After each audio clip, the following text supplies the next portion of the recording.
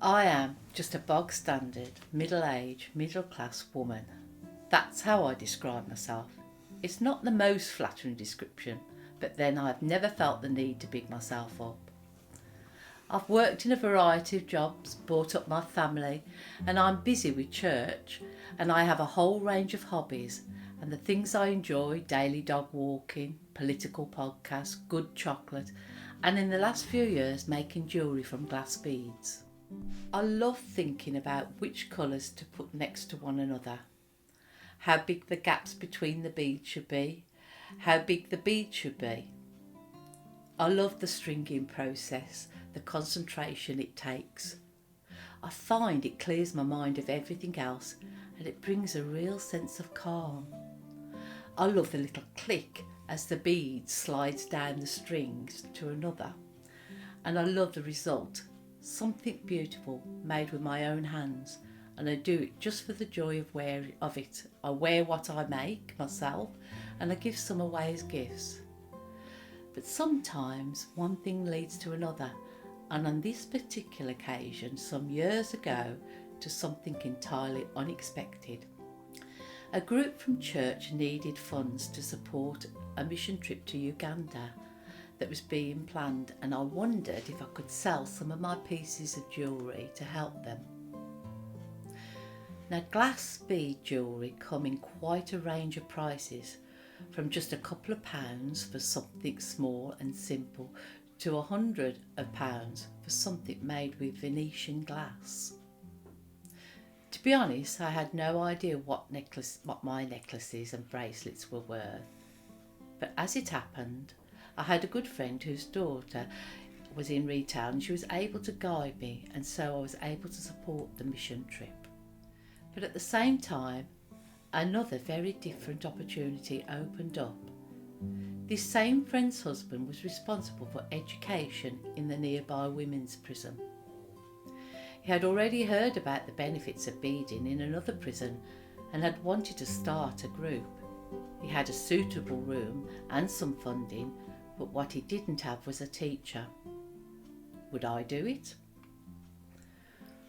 Would I, bog standard, middle-aged, middle-class, amateur glass bead jewellery maker with no teaching experience at all, go into Her Majesty's Women's Prison and sit in a room for 3 hours twice a week with women who had committed a variety of crimes, from murder to fraud, and many of whom suffered mental health issues, for no money? Well, you would not need to be a fan of Shawshank Redemption or Orange Is It the New Black to regard this offer with a huge dollop of trepidation, and it felt huge, I can tell you. But in a strange way, it also felt heaven sent. God was leading me into it. The girls, as they called themselves, enjoyed beading from session 1 and took great delight in educating me in the ins and outs of prison life. And for myself, I just loved seeing the pride on their faces when they made bracelets. I loved to see the community of the trust grow up. Loved hearing the women talking about themselves, sometimes chaotic, often tragic, sometimes funny. Quite quickly, the prison noticed a dramatic improvement in the mental health of a number of the women. The rhythm of the beading, the chat in the room combined together. I had become a bringer of the peace, and the prison increasingly assigned me women with extra complicated factors in their lives. Prolific self-harmers or violent offenders, or women, if they had been in men's prisons, would have been segregated for their own safety. To tell you the truth, I have never feared for my safety. There have been times when I have been very, very nervous. I am on high alert during the workshop, alert for the atmosphere, alert to what the women are doing, how they are interacting, and where the scissors are.